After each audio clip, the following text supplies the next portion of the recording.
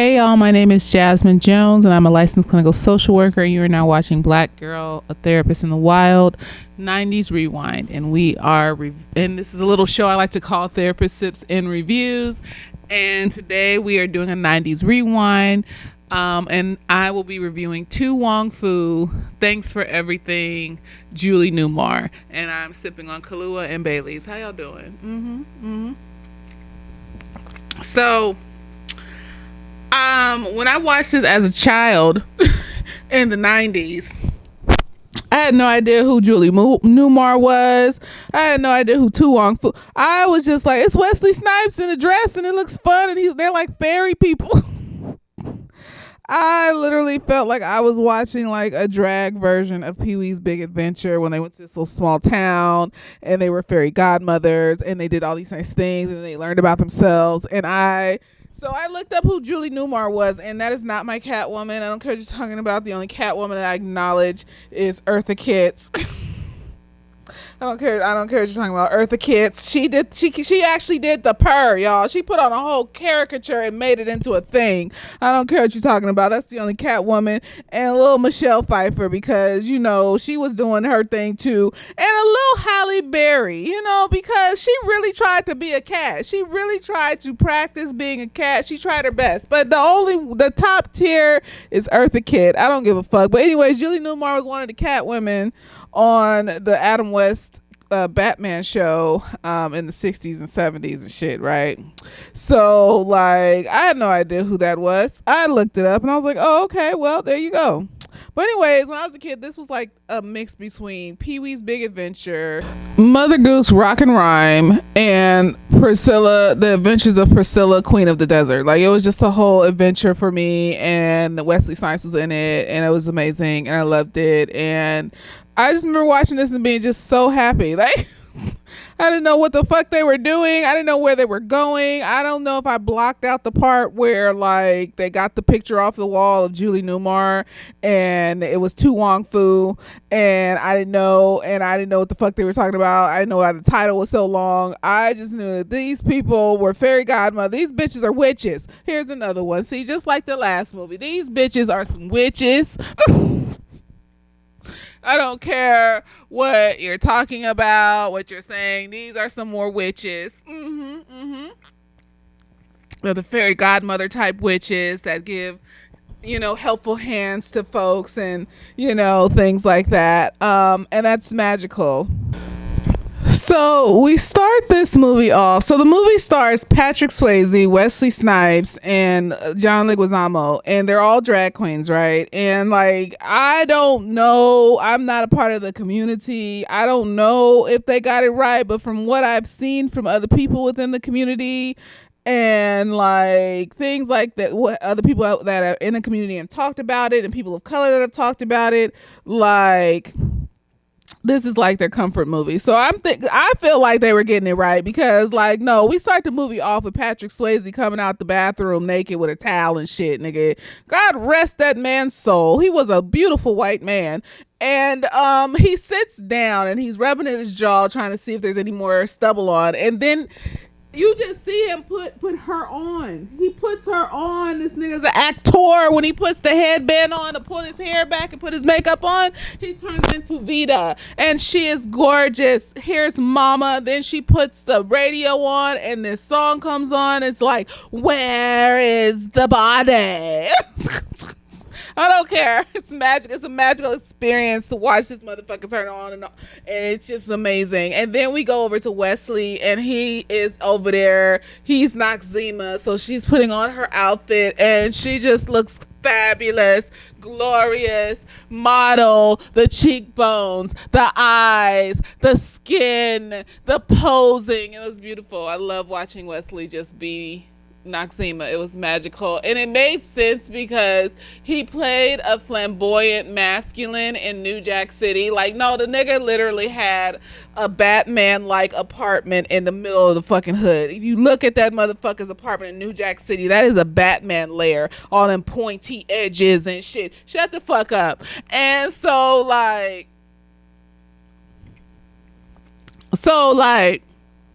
So we got Noxzema over here just putting that shit on, looking posing and I was just like magical. And then we got John Leguizamo's character Chi Chi walking down the street in her little dress and looking awkward yet beautiful. Awkward yet beautiful. These are some beautiful ass niggas. And it's just amazing to watch. I was just like, wow, they are really pretty as drag queens. Like, I don't know what you want me to say. Like, so anyways, Vita and Noxzema are friends, right? And they're going to this like drag queen competition, and so is Chi Chi. Chi Chi's running late, running down the street with her wig off and her little dress and heels and just being awkward and stuff. Just giving, I'm new to the scene and I want to be in the scene and whatever the fuck, right? And then you got Noxzema and you got Vita. They're the OGs of this motherfucker. So they on stage and everybody's like showing off and we're getting through the show and about to announce the winner. Chi-Chi's on stage too.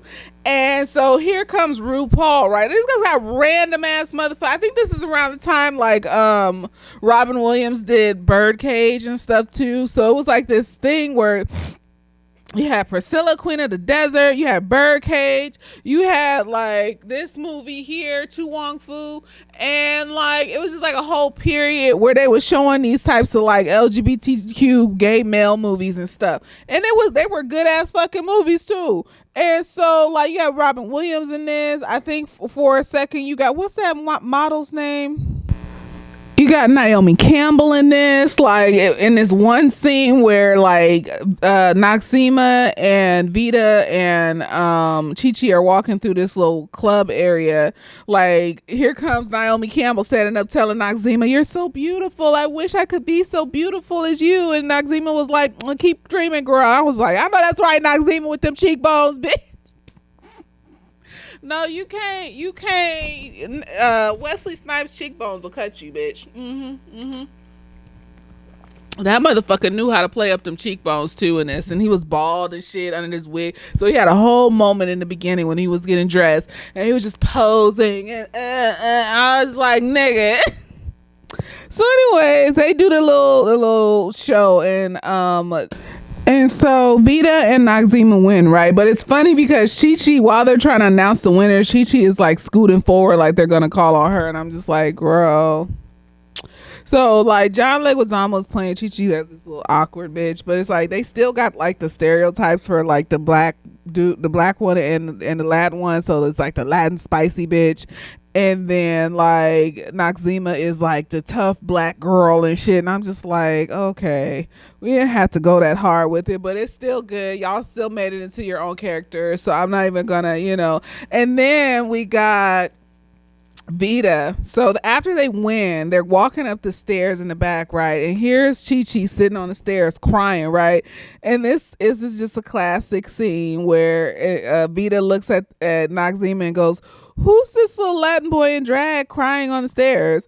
And so like then she's like, "You need to ask him who are you?" And then so Noxzema looks at Chi-Chi and goes, who are you, little Latin boy in drag? Why are you crying on the stairs?" or some shit like that. And then Chi-Chi goes, "You both are so beautiful and I've never won anything and I really wanted to win," and da-da-da. And Vita's like this. So partially Vita is a kind person and cares about people, but partially she got that white savior shit where she feels the need to save people that are of minority, and because she constantly says stupid shit like that. So like when Noxzema is upset at Vita for wanting to bring Chi-Chi along on the trip and shit, like Vita goes into this whole spiel about like, "Oh well, like I helped you when you was over there looking like a little black Mae West and shit. Who helped with your makeup? Who helped with your da da da?" And I was just like, and then you could see Noxzema just looking in the mirror, dissociating, and I was just like, oh God. No, the help was supposed to be given freely, love. You can't hold that shit against me just because I set a boundary and said I don't want to be over here helping every motherfucking body just because I'm hanging out with you. You can help that motherfucker by yourself, love. Like, why I gotta be with you while you doing it? Like, I should be able to set boundaries and not have the nice shit that you were supposed to have done for me. Hell, that's why it's white savior. You want to feel, and I feel like white folks, like a lot of them that haven't struggled or felt like they haven't struggled like minorities have struggled, they look for struggles. So a lot of white men, they look for like reckless struggles, like, you know, shit that can get you sent to jail. And then some of them will be white saviors too. But I feel like white saviors is more the white women's game. They want to be a part of your struggle, and they want to be able to say that they helped you out of it, so they can feel something inside. I don't know. It's like rewarding for them and shit. So no, like Vita's giving off like a smidge white savior, but also she's a nice person, and she also understands her role in the group, because if you initiate these white savior things, you need to be the one leading that shit. And I'm not gonna be a part of nothing. Like when they got put over by the police, Vita's the one talking to the police. When Vita stopped that nigga from beating his wife, Vita was the one that did that. Vita leads and does that shit, and we stand back here and wait and see what happens. And if it works out, then that's magical. And if it doesn't, well, you're white. You'll be okay. You started this shit. You was looking to help. And so, I'm gonna just wait and see what happens. I felt it in my spirit, because Vita up there acting like they ain't black and shit, and they ain't Latino and shit, and we ain't in some white little town and shit talking about. But then like recognizes when they're a minority as an LGBTQ person when they go to the hotel and shit, like get mad at Chi Chi for running into the hotel. Like, wait a minute, Chi Chi, you can't just run up in there. The people are gonna know. Like, no, like don't be calling Chi Chi back like you ain't reckless and shit too with other people's lives and shit just because you don't recognize discrimination outside of being LGBTQ. Nigga, what are you talking about? So no, like Vita got some like white saviorism shit going on that kind of pisses me off a little bit sometimes, but I can still see that she's a nice person and she plays the role that she's supposed to play. If you're gonna be the white savior and drag us into some bullshit, you're gonna lead that bullshit, and you're gonna be the one to take the fall for the bullshit when these motherfuckers turn on us. Because you're white. You have to. Because you led it. You started it. Right. So anyways, they decide to take Chi Chi with them to Hollywood, because Vita wants to save Chi Chi because she was crying on the stairs and shit, and she felt bad for her and shit, right? And Noxema's like, bitch, I don't want to do this. Like, what are you talking about? Why are we bringing extra hoes to this shit? We could be on a plane. Like, where we gonna get money to pay for her to do stuff and things like that? And I'm just like, right, where are we getting money for this? What are you talking about? I understand helping people, and it made for a good movie and all this other stuff, but in real life, the shit that people go through when they have these struggles and they're also of color, we have to be cautious of how we move in the world and who we invite into our circles and shit. And like, if we ain't got the money for shit like that, but we still want to go on and do some shit, sometimes we can't bring everybody. But Vita's like, no, I want to save everybody. And so Vita decides to take them to see Robin Williams. They call him Jingleheimer Smith. John Jacob Jingleheimer Smith and shit, right? That's your name and my name too and shit, nigga. So like Robin Williams is on like he's the bookie like that got them the tickets, I guess, for the that they won to go to Hollywood to be in the other pageant for the drag queens, right? And so he's like, okay, what can I get for you? What do y'all need? And so they're like, well, we need another ticket for this bitch because we want her to come with us and shit. And he's like, well, okay, well, that's going to be $1,500 for all of y'all then. And they're like, oh, we don't have $1,500. And then he was like, well, I know this nigga that owns this car lot. You tell him my name and he'll give you a car for $50. And I was just like, what kind of car? I mean, it is 1995, but like, what kind of car are we getting for $50? And right, I don't trust shit, bitch. I don't know what you want me to say. So anyways, like, Noxema is of course not trusting the situation. She's just like, what the fuck are you talking about? Why are we, like, you want us to drive all the way from the East Coast to the West Coast and through these small ass towns? Do you not understand? And of course, Vita has just blocked this bitch out and is in her little compact, and then sees the Judy Newmar picture behind her hanging on the wall talking about To Wong Foo. Thanks for everything, Judy Newmar. And she's like, this is a sign. This is going gonna be our talisman as we go across the country, and I just need y'all to be silent for a second so I can just glow in the brightness of this cat woman that's not Eartha Kitt.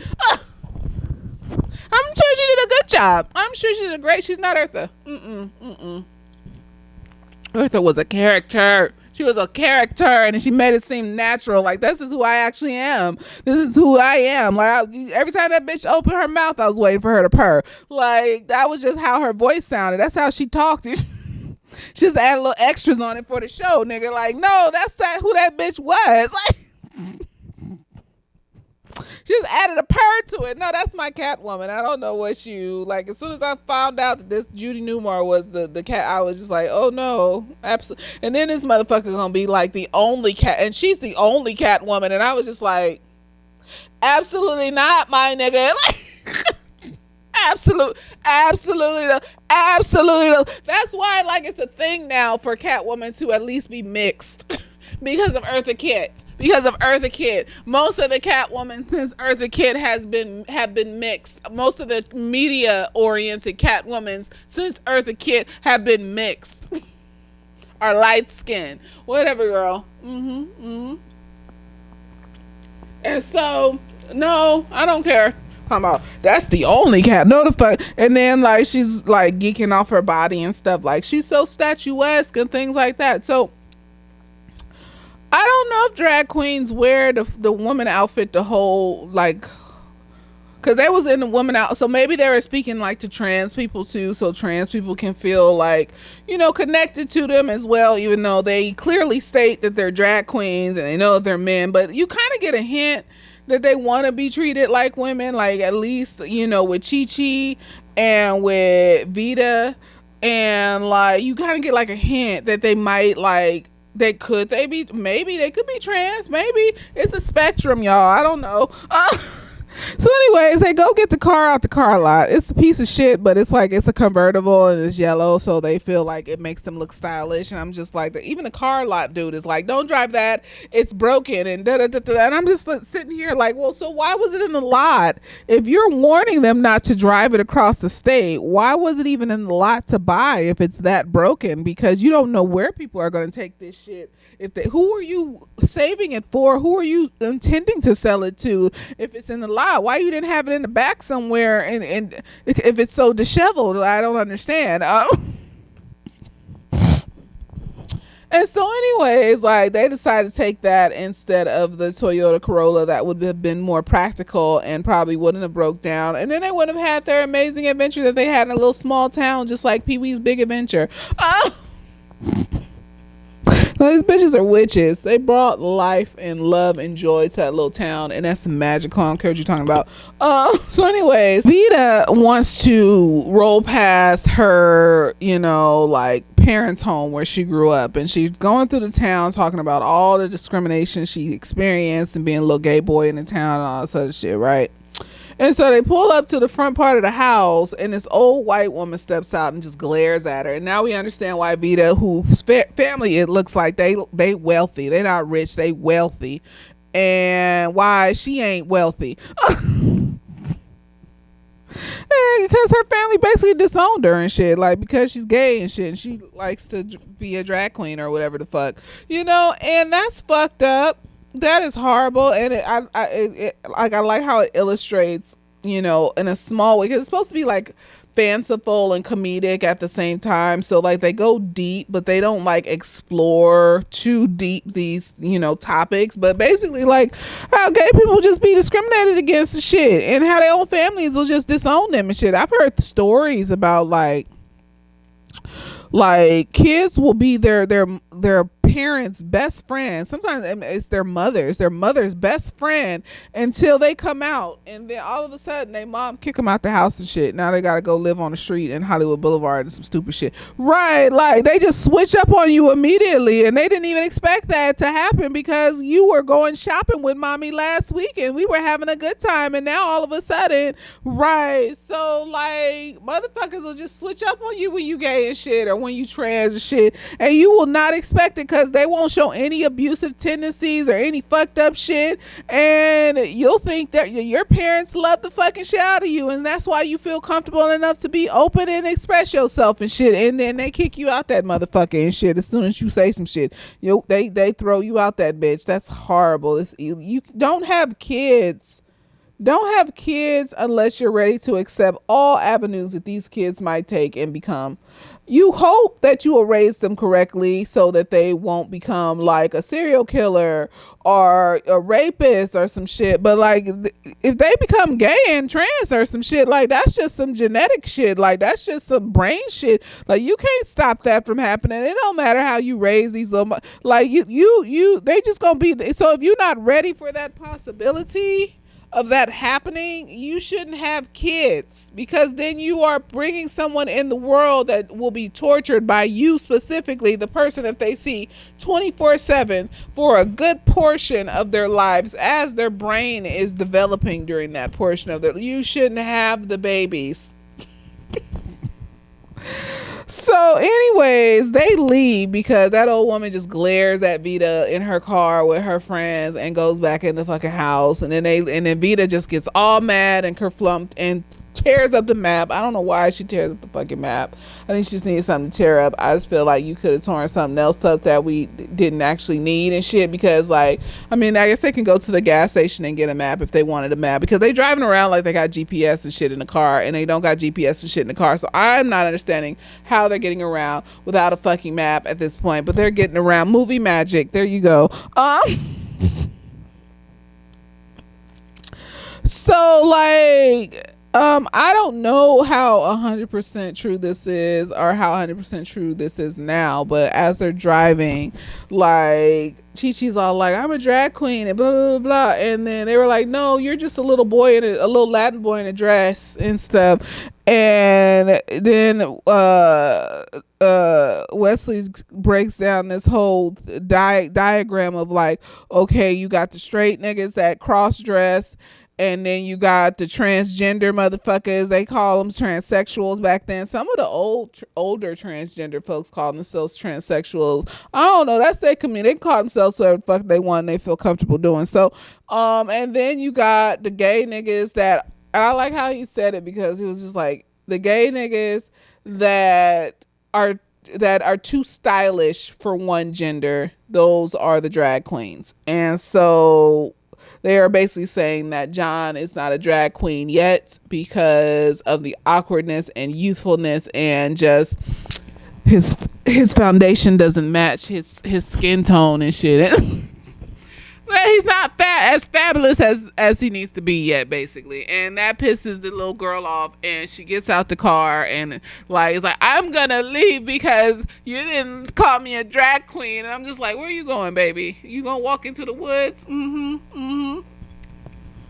gonna walk off into the, because they're clearly in the wilderness right now. You gonna walk off into the woods, love? You gonna walk off into the wilderness and shit, nigga? Like, is that where we're going? So then Vita gets out the car and is like, get back into the car, girl, and we'll call you a drag princess. And like, John's like, I'll take it. I know you will, Chi-Chi. You gonna take it, right, bitch? Cause where was she gonna go? We're in the woods somewhere. And so they're driving, and then it's nighttime, and Vita's like, and Chi-Chi and Noxzema is like, we need to find a hotel. Like, what's going on? And Vita's like, I know, I was just driving to pass the time. And I was like, what are you talking about, driving to pass time? So Chi-Chi sees a hotel, and she gets out the car, and then Vita's all like, well, wait a minute, we can't just barge in there because we did it like we're in drag and shit, and they might not accept us.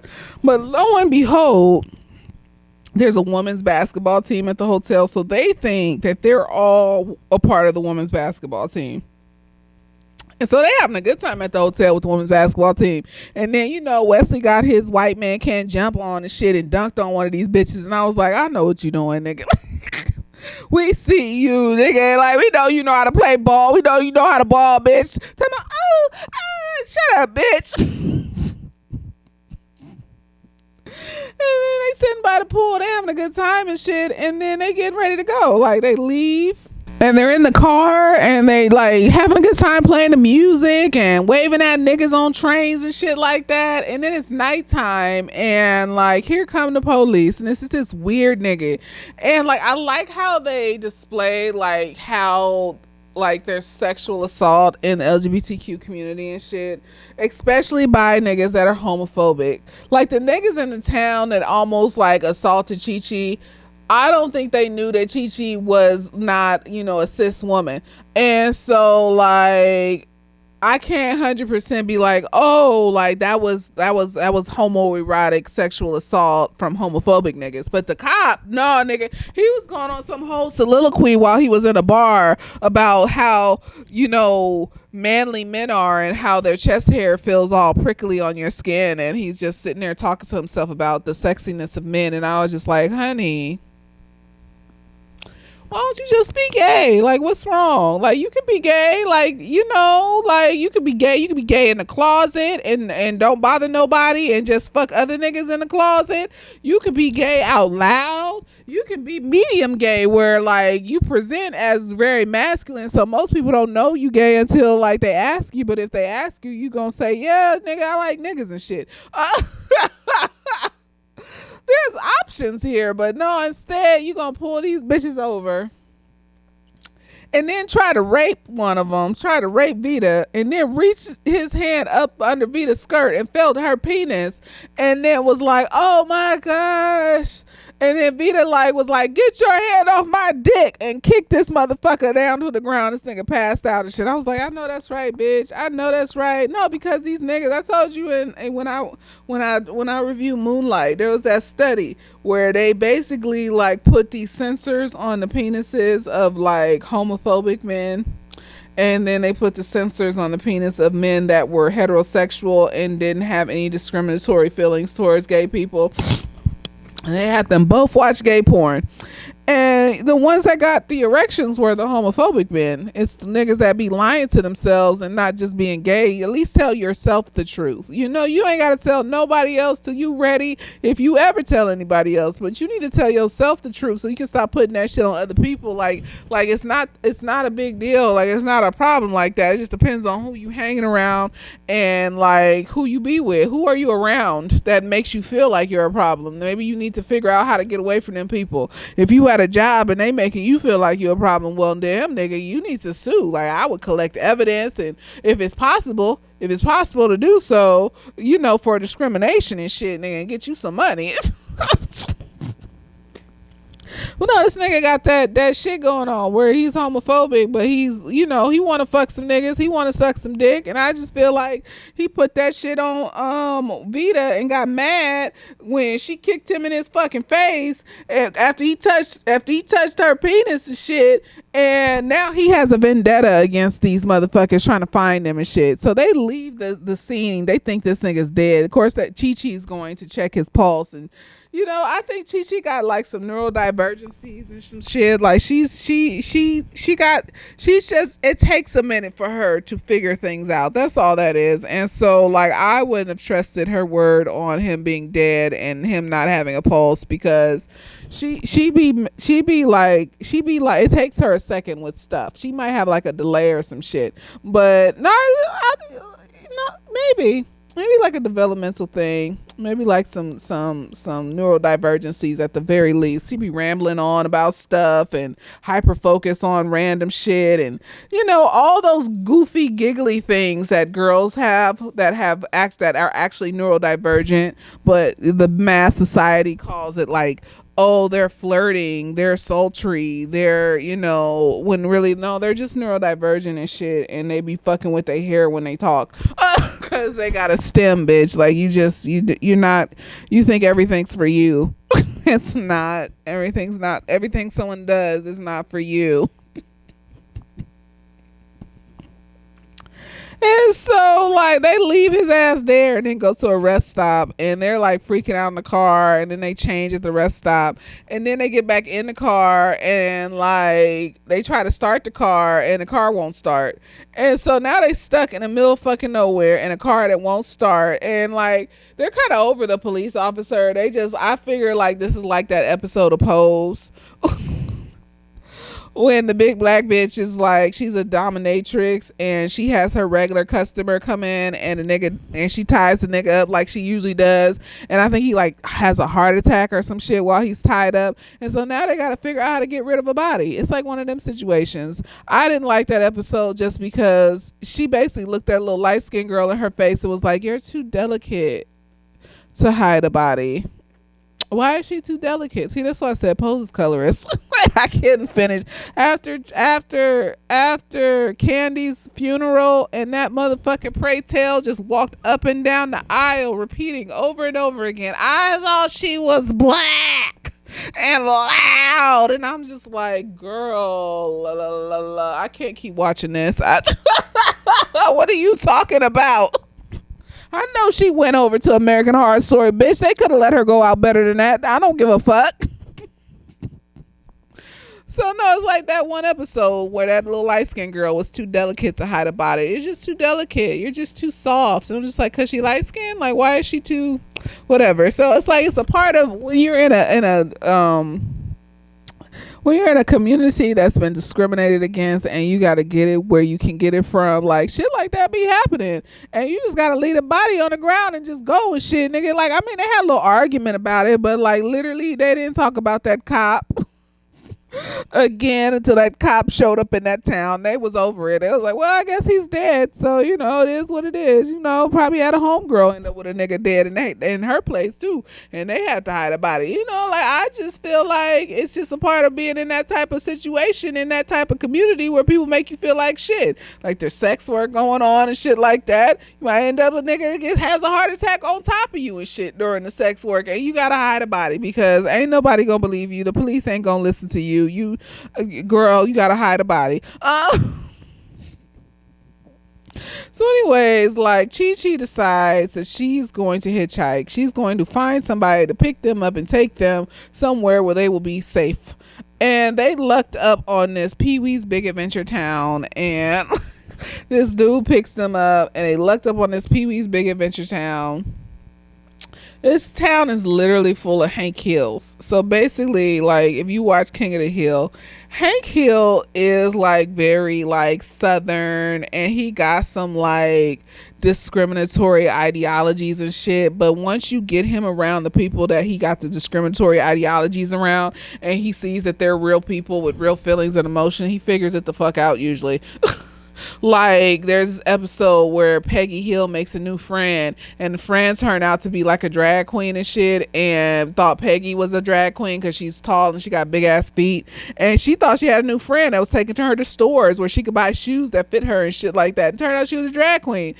And like, you know, Hank talks to the drag, there's a scene where Hank's talking to the drag queen, and he's like, oh, okay, you know, I think I get it, kind of, sort of, a little bit. So like, that's who these people in this town remind me of. They just remind me of a bunch of Hank Hills, that they have the ability to have discriminatory ideologies, but once they get around people and see that they are people and they're human beings and they have feelings and emotions and shit like that, they figure it the fuck out, and they're also open to trying different things and stuff like that. It's like how you wish like a small town would be without the discriminatory ideologies and shit. It was like a town of neurodivergent motherfuckers and shit. Like, it was amazing. That's why I would want to live in a small town, but you can't. That's not in real life without them white people.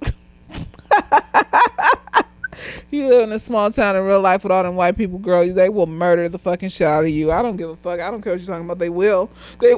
You gonna disappear. I would only live in a small town like in Hawaii, on a Hawaiian island, in a small town of natives, and they have accepted me because I have done whatever it needs to be done for them to not feel that I am gentrifying them. Whatever they need me to do.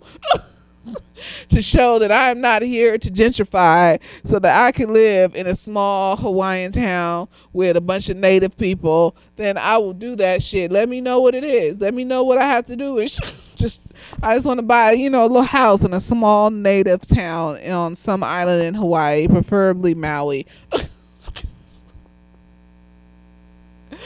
So anyways, they get to this town and they end up staying at the mechanic's house with him and his wife and shit like that, right?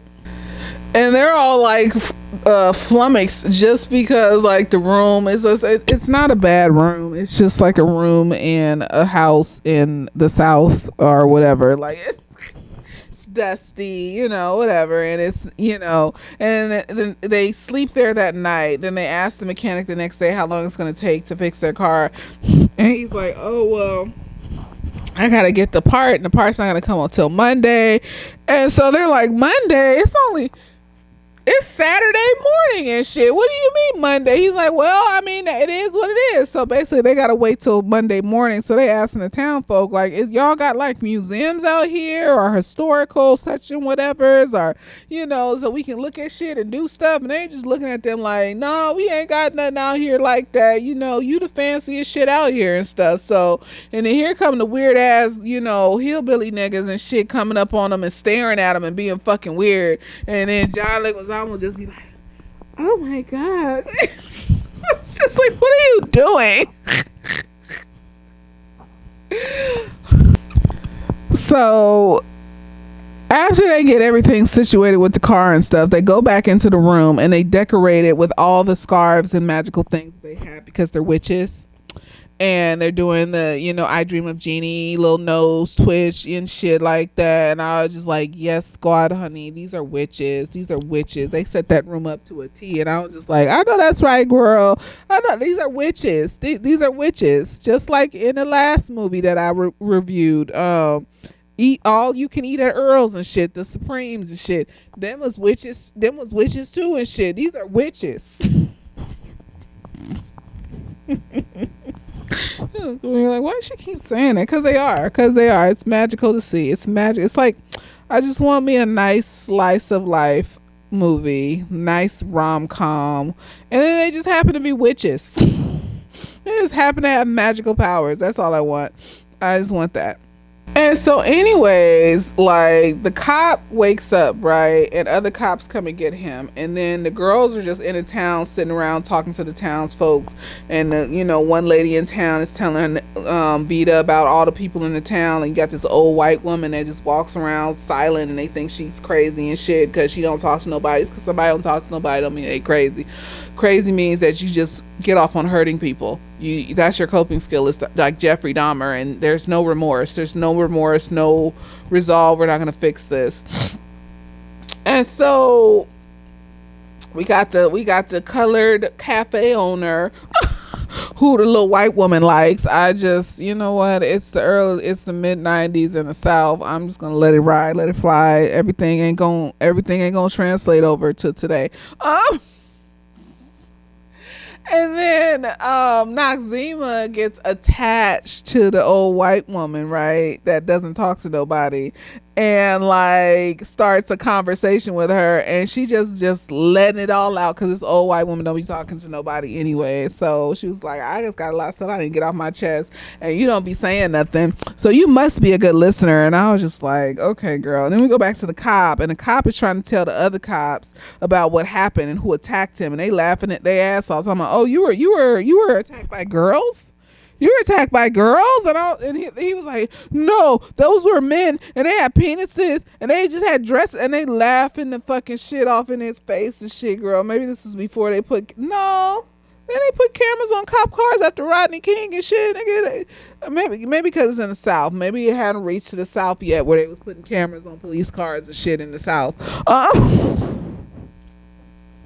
Still don't know where this town is, what state it's in. I'm just gonna assume it's the South. But yeah, they laughed his ass right up out the precinct and shit. And so now he's on a vendetta. He's gonna find these three motherfuckers, and he's gonna prove a point and all this other shit. And it's like, okay, nigga, whatever, girl.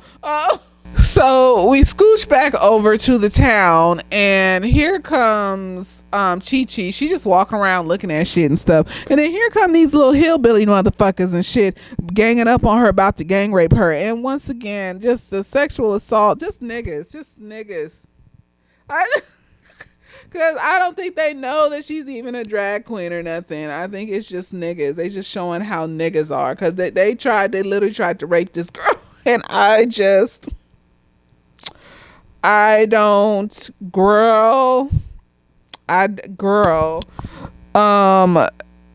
they gloss over it because old dude that picked her up and when she was hitchhiking comes and picks her up again and shit. I had to look up the ages of these motherfuckers. So because like the dude that picks her up,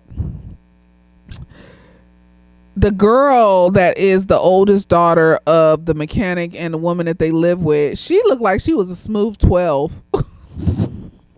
And this dude, I was just like, is he a grown up? And then I looked at his face. He looked like he was a teenager. And so I looked at John Leguizamo, and I was like, this nigga looks like he's older, like much older than both of them. So I looked it up. So, and the time this movie was made, John Leguizamo was 35.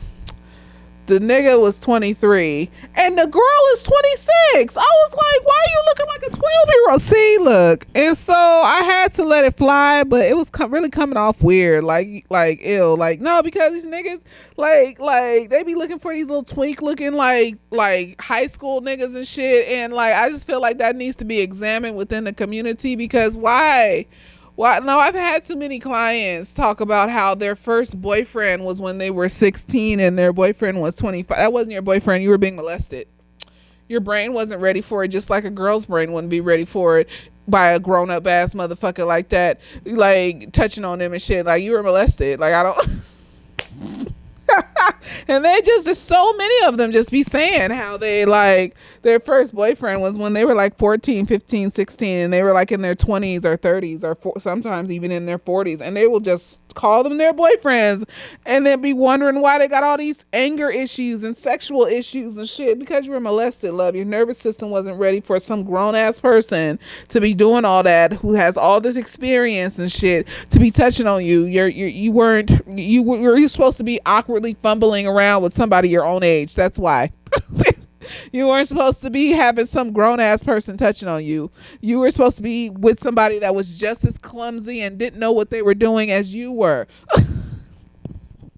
And so, no, like, it made me feel, like, ill. But then, like, I looked at the ages and I was like, I guess. But, like, it still was uncomfortable that this grown-ass man was chasing around this young-ass nigga, and he looked like he was all of 15 in the face. So then we go back over to Vita, and she's at the mechanic's house with the wife, right? And she going in the kitchen with the wife, and the wife's cooking dinner and shit, and like crying in the kitchen, right? And so Vita's like, what's going on? What's going on? So the wife's like, oh, I was just cutting onions and da-da-da-da-da. And she was like, oh, well, you should put these shades on when you're cutting onions. And then she sees that she got like a black eye. And then she's like, you know, oh, I was opening the cabinet and something fell on my face. And Vita's like, okay, whatever, girl. And so then she tries to go and put like seasoning into the soup. And this nigga got some shit going on. Either he wants to pick a fight or he just got some sensitive ass taste buds and it just triggers him to want to pick a fight. There's no reason for the fight. It shouldn't happen, but you know. But anyways, she put some paprika in the soup, and the wife freaks the hell out, talking about he doesn't like spicy food. I'm like, paprika's not even hot. What do you? It's just kind of like toasty tasting. It tastes toasted. What is this nigga talking about? He don't like spices. Paprika's not hot. And then Vita just looks at her and goes, you know what? Like, I'm not even going to pretend anymore. This nigga's beating you and shit, girl. I know he's beating you and shit, because my dad used to say some stupid shit to me. So I know what that shit looked like. And then walks out the kitchen and shit. And then we go back to Noxzema, and she's just getting super uber friendly with this older white woman, you know, telling her all her secrets. And then they start bonding over like black old Hollywood stars, and I love it because it's giving old Hollywood movies, and I love an old Hollywood musical. I don't care. I love the drama and the colors and the songs and sometimes the plot. It depends. No, because old Hollywood movies, it's not that motherfuckers couldn't act. It's that every scene sometimes is like a soliloquy. They're just sitting there going on and on and on and on, and it's good for like the first 30 seconds, and then it's like, okay, well, let's have some conversation back and forth and shit. Like, what? Why are we talking back and forth? You don't need to have this soliloquy for 5 minutes, love. Like, I know it is. You need to get this off your chest. Whatever, girl. And while this is happening, Chi Chi is still riding around town with this nigga, and he's taking her into the sunflower fields, and he shows that he wrote her name on a billboard and shit, some young nigga shit. And I'm just like, Chi Chi girl, like, this nigga don't even know that you, like, not a cis woman. Like, and it's not for me to tell motherfuckers when they need to tell folks disclose to people, like, that they trans or they, a drag queen or whatever the fuck. But just be aware of that niggas are crazy. And, like, if I found out that somebody I was dating was trans and they told me, I would just be like, no, I'm not interested. I wouldn't be upset. I would just be like, oh, okay, well, I'm not interested, but thank you. Like, cause I don't have any reason to be upset about that. Like, it is what it is. It's like, I'm not interested in that. But like, other people are, and that's magical and it's beautiful, and you will find love because you deserve love. But not everybody's like me, and especially niggas that have been raised in discriminatory white supremacist patriarchal environments and whatever the fuck, and niggas are crazy. And so just be careful out there, because niggas are crazy and they will find out. You don't even gotta be like having sex almost, or you don't even have had to have touched them or kissed them or anything. You could have just disclosed on like the very first date while you out at dinner or some shit. You could have disclosed in the very first conversation, and these motherfuckers will crash the hell out. That's why the disclosure, I always say, it should be a text. It should be a text. And then don't believe off top if they like are agreeable. Don't believe the first agreeableness. You still gotta scope it out, because some niggas will seem agreeable through text and whatever, and will try to go out with you, and then will try to trap you in a situation.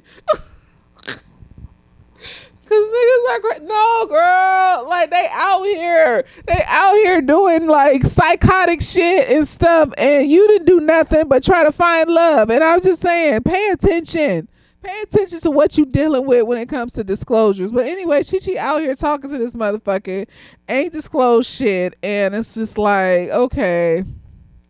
And you ain't even about to be in this town that long. Chi Chi over here living in fairyland and shit. She be reading romance novels and rambling on and on about the romance novels that she be reading and shit like that. And she wants to recreate this romance novel with this nigga. And it's like, Chi Chi, leave this man alone. Leave this young man alone.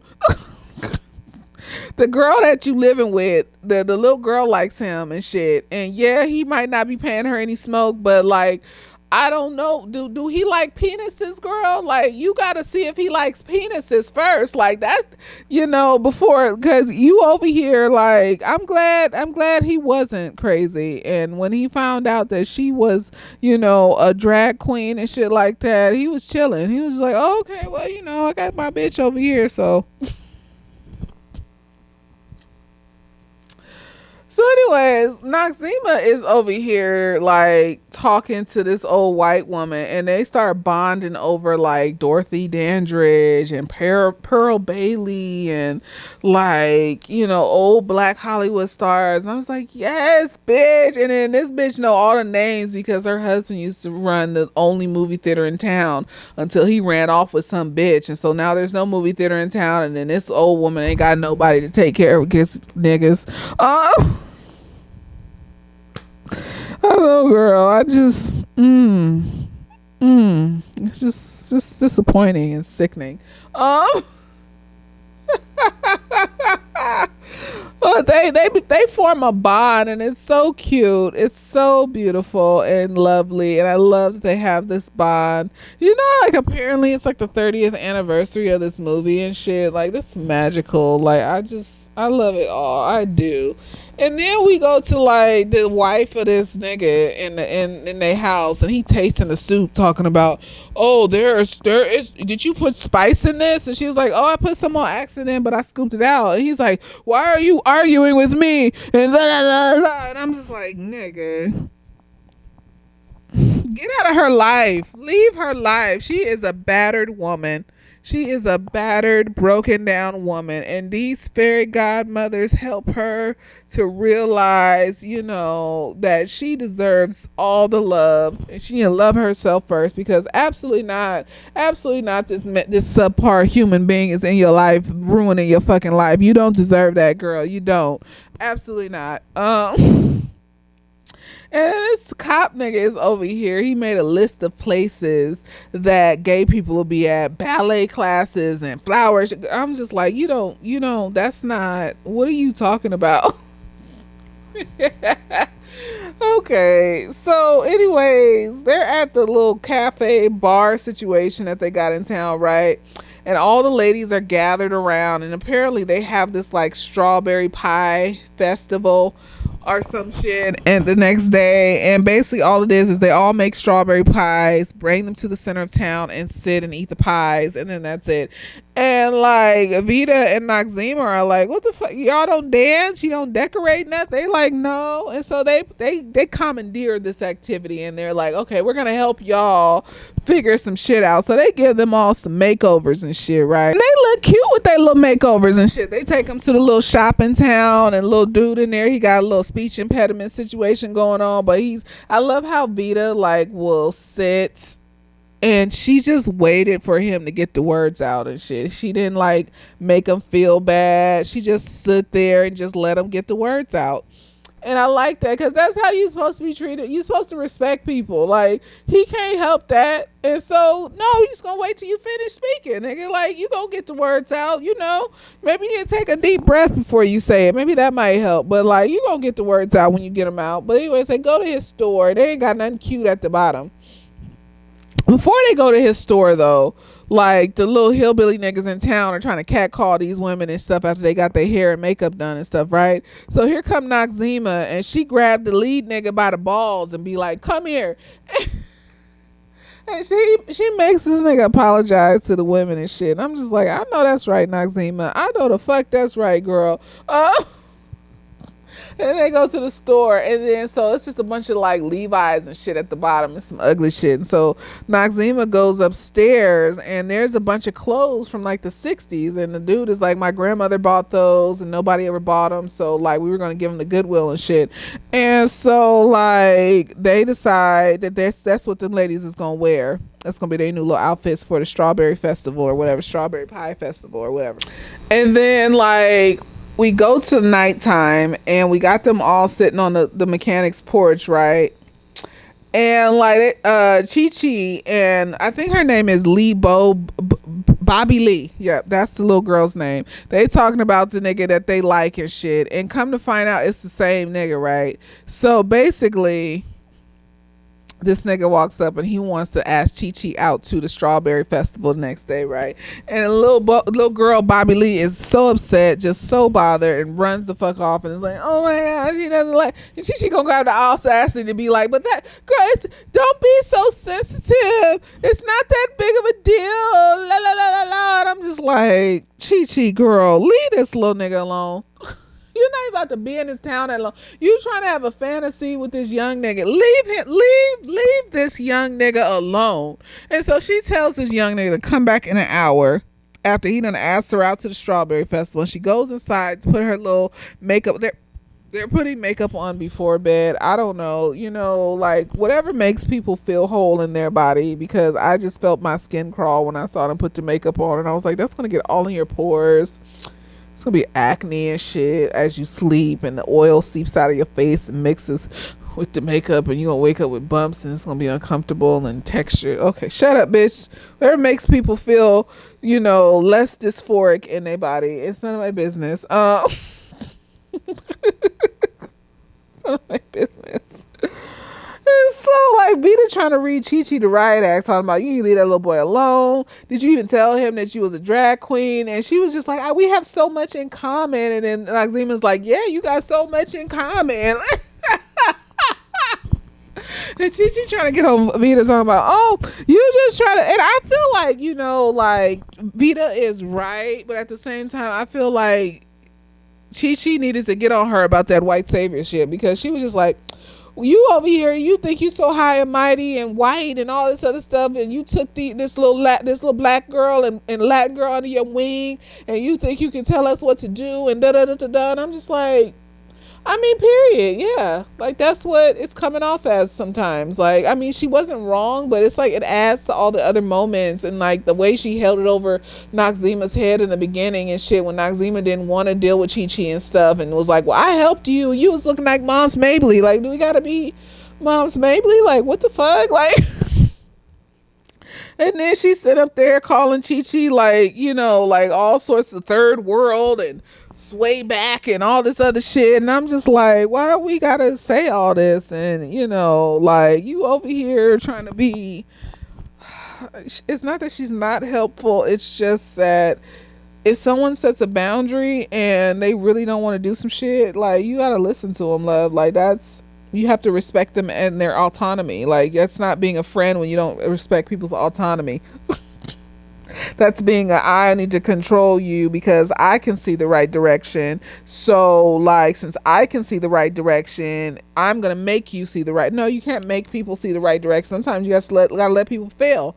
Yeah, I had to learn that. I've been having to learn that because I can be very forceful when I'm trying to help people because I know the right path sometimes, and I see you going down the fucked up path that's gonna fuck you up, and I'll be like, no, because, and then I might say something fucked up, and I've really been trying to work on that because I had to realize, like, you can't control people even if it's for a good cause. Like, no, like, sometimes you just have to let people fuck they shit up and hit rock bottom. And when they hit rock bottom, and depending on the things that they've done to get to rock bottom, you can either help them, or if they've done too much shit to you, or they're a danger to you or some shit, you let them just stay there and shit. Girl, you got to decide.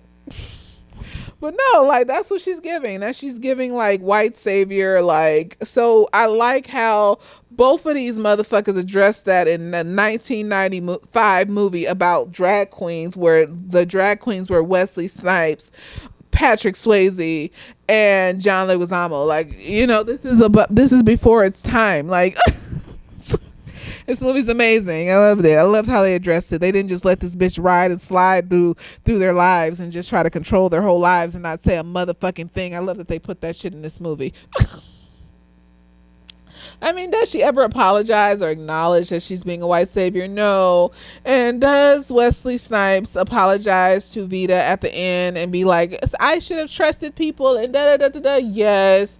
But, you know, it's baby steps. You know, we sometimes we got to take the crumbs. At least it was called out, I guess, you know.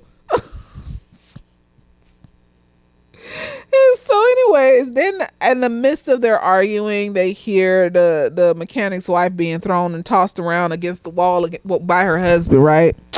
And so, like, Vita, of course, takes it upon herself. She needs to save this bitch. Valid though, like, the bitch could have been murdered. She could have been killed. Like I feel like that's a moment where you need to help somebody. It's three of y'all.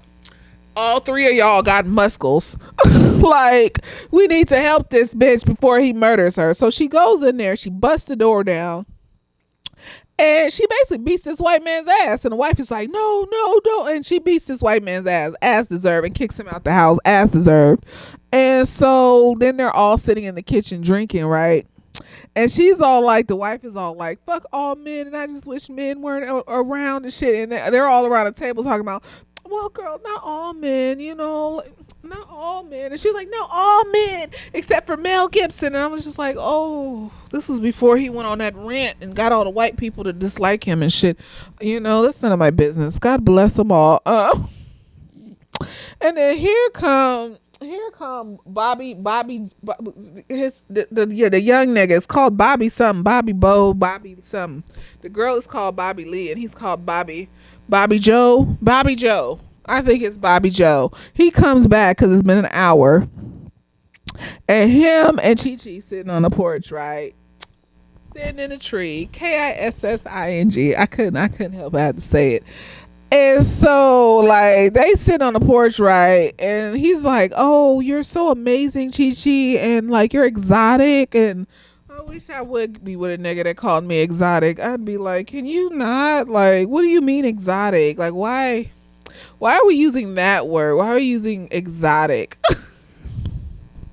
No, it has so many weird ass connotations to it. Don't call me exotic. You're exotic and you're straightforward and you're blunt, and I just feel like you're gonna always tell me the truth. Honey, nobody's gonna always tell you the truth, because nothing in this world is 100%. You just hope you end up with somebody that tries their best to tell you the truth as much as possible. But like, and doesn't do like horrible nefarious things, and never cheats, like never cheats on you. I don't care. You can prevent that from happening. You might tell a little fib here and there, you know, because you don't want to get in trouble. You ate my leftovers and shit, and you don't want to get in trouble or some stupid shit, so you tell a little fib. But like, no, cheating is another thing. Never cheat. Never cheat. But anyways, like, she's just like, well, what if it's like just a little lie? I'm like, honey, it's not. You got a penis. Like, this is not a little lie. This is like some shit that he may not be attracted to sexually, and you got to let him know so he can have the option to tell if he's attracted to it or not. And if you don't want to tell him that at this point, while he's sitting up here calling you all sorts of truthful this and great that, and it's making you feel guilty, then you don't need to be talking to this nigga, because and that's what she decides. She decides, you know what? This nigga is a nice guy, and he just wants some truthful, honest bitch. And, you know, I don't think he likes penises. So I'm going to let this one go. And so even though it hurts her feelings, and it's, you know, it wasn't your true love. It wasn't. She goes back into the kitchen and tells Bobby Lee, like, you can have him, girl. I don't want him. You can have him. And then Vita's all like, oh, girl, that was so nice of you to just think of other people and not yourself. And I'm sorry that, you know, you didn't have the love of your life. And I'm sorry that I called you a swayback or whatever the fuck she said, third world swayback. And then they apologize to each other, and I love the scene here because it's like, then you got Noxzema sitting on like the stove or the counter or some shit, and she up there in her green chiffon nightgown praying and shit, and then they reaching across the table towards each other like this, and I was like, that's so pretty. Look at that. Look at this, a picture, a painting. It's magical. And so what Chi-Chi decides to do next is she dresses up Bobby Lee to look like a little ballerina and shit, and then she has Bobby Joe come and meet her, and then they get together, and it's magical for them. She got her little outfit on. She acting like she like the bitch from the 10 Commandments and shit, like looking all picturesque and like in the light and shit. And then Bobby Joe just falls for it. And I'm just like, well, why didn't you see this before, Bobby Joe? Because literally for the most of the time that he's calling her beautiful and telling her dress is beautiful, he's looking at her from behind. And this dress is pretty and things like that, but he's looking at her from behind. And so I'm just like, what?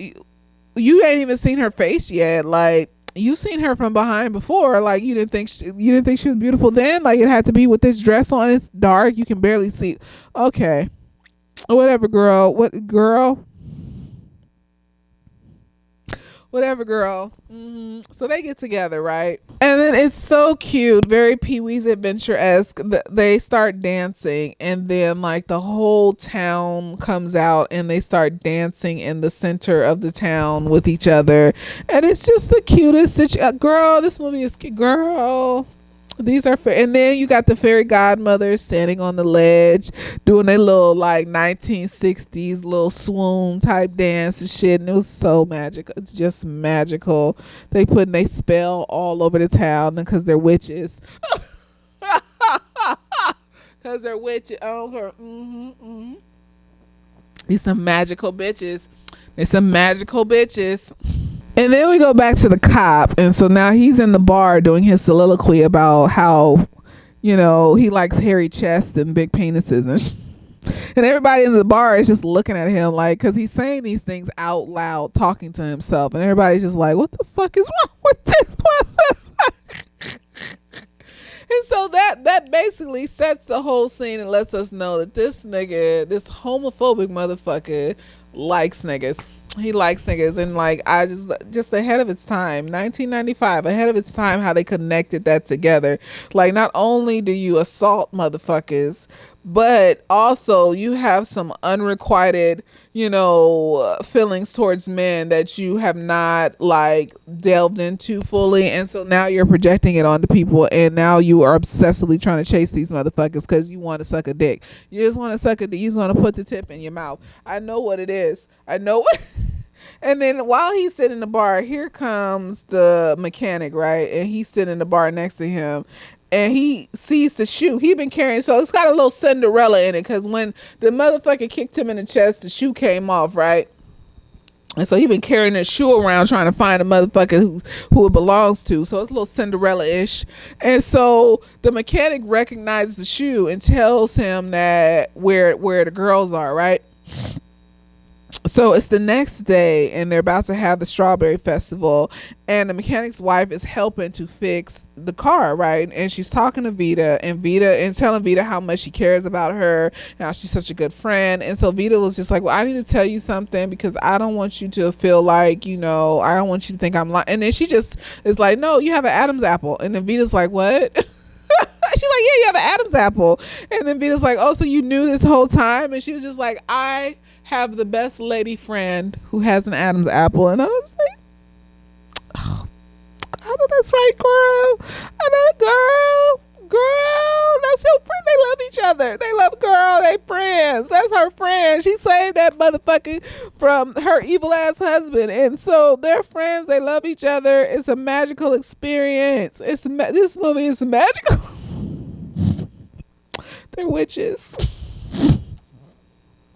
They have magical powers. And see, this is another practical magic. It is. They just, I just need me, like, they doing a practical magic too. I want a black version.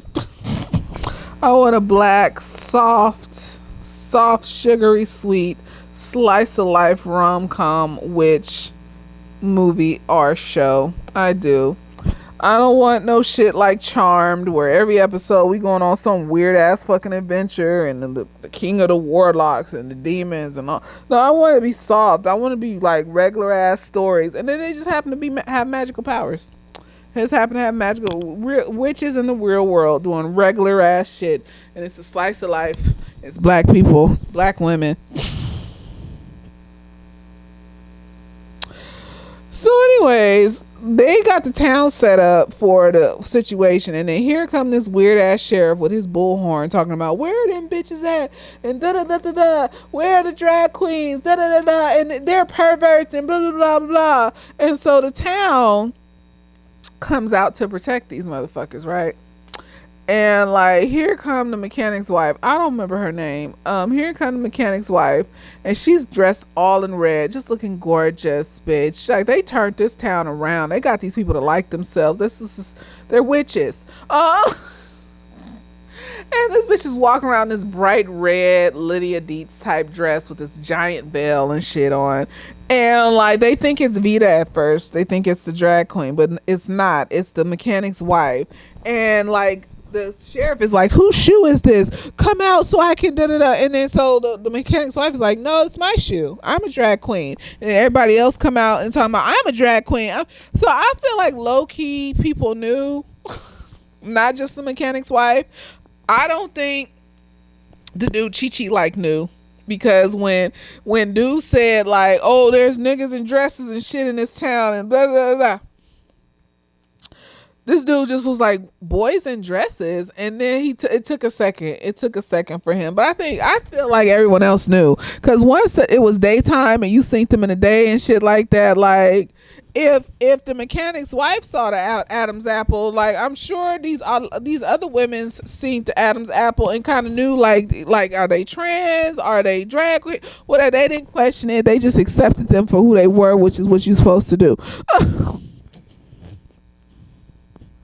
So they all like, we're all drag queen. And this makes the sheriff scared, and so he leaves. And the mechanic dude had came up behind him and shit, so he was there, right? And so like he sees his wife, and he sees the bad bitchery energy coming all off of her, and he realized that he fucked up, that he had a queen, and he was a pauper, and he didn't know what to do with a queen. And so he was trying to beat the queenness out of her, and realized that, oh no, she's in her full queenness, and I can't, there's nothing I can do here. So he turns around and leaves, because he doesn't deserve her, and he knows he doesn't deserve her, and he's a piece of shit. And so Vita and Chi Chi and Noxzema are all up in their room, and they're just so shocked that these people stood up for them, and that they love them, and that they know they're drag queens, and that they still love them, and it was magical and wonderful and beautiful and da da da da. And I just was like, yes, y'all deserve love and peace and happiness in this world and shit. This place is fucking evil and shit like that, nigga. And so like, they come downstairs and they enjoy the strawberry pie festival, and they have a good time, and they're dancing and they're sexy and they're happy, and it's magical. And then they're getting ready to leave the next day, right? And so they say their goodbyes, and everybody in the town says their goodbyes to them. It's funny because she just be rambling on about this book she reading, and like the girls are trying to say goodbye to her, and she's just like telling them about the book. And I'm just neurodivergent. Chi's neurodivergent. And so the girls interrupt her, and they're like, okay, girl, well, we'll talk to you later. And then they walk on. I hope numbers work. We have phones. Numbers weren't exchanged. Like, ain't nobody got a pager. Like, you know, like, are we going to go back to the town on the way back to New York? Or are we going to stay in Hollywood? What's the plan? Like, and then like the mechanic's wife is like talking to Vita, and is like, you're not a man, you're not a woman to me, you're an angel. And Vita's was like, I think that's okay, I think that. And I was like, okay, girl, you know, like, should they have gotten real drag queens? Should they have gotten like real gay niggas and shit? Like, probably. But you know what? They played this part. They did their research. I believe when Wesley Snipes was in the beginning posing like the bestest model of all modeltons and shit. Like, I believed it. It's so I'm gonna let it ride, let it slide. Like, if somebody out there feels offended by it, then you don't have to let it ride, let it slide. But I'm gonna let it ride, let it slide, because I like the movie. And then they go off into Hollywood, and Chi Chi wins the Hollywood pageant, and it's a whole experience, and it's magical and wonderful, and that is the end of the movie. And it's just, you know, like, this shit is a good ass fucking movie. Everybody should watch this movie. Everybody should enjoy this movie. It's the 30th anniversary of this movie. Like, I don't have nothing to say. Like, this is a good ass movie. Like, I like how they show like how these people can be harassed in the world and stuff, and just how just gross cis men are, and it don't matter like who you are, what you look like and shit. And they were able to get them little hillbilly boys straightened out. But still, it was just like, if that nigga hadn't rolled up on that truck, would Chi Chi have been raped? Like, would that have happened? Because I know Patrick Swayze had his dick grabbed. Like, what, you know, like I feel like there were so many almost moments where bad things could have happened and it didn't, but still, like, it was implied. It was implied, and I just, you know, so much horror in this world, and not letting people be free in themselves and in their bodies and shit. Just horror, just the horrors of the world. No, this is a good movie. It's giving Pee-wee's Big Adventure. It's giving Mother Goose Rock and Rhyme. It's giving Priscilla, Queen of the Desert. It's giving Cinderella. It's just, you know, and above all, it's its own thing. It's its own fucking, this is a cult classic. Like, it's just amazing. It's an amazing fucking movie. And these bitches are gorgeous, and they're witches, and they got magical powers. And like, they deserve all of the things. And God bless Patrick Swayze. God rest his soul. God bless Robin Williams. God rest his soul. I was so sad when that man died. It's just, I don't know, it's my childhood. Like, you have to die. He didn't, but like, he had the same shit that Bruce Willis had, and so like he just felt like he couldn't go on with that. He couldn't. Oh God, Bruce Willis. God bless him in the name of Jesus. See, I'm tired. Let me get the hell up off of here because I'm gonna start making myself cry. Oh God, I hate it. I hate it. I hate it. But this is a good movie. Everybody should watch it and enjoy it. And next week it's gonna be him. Wait, does him come out next week?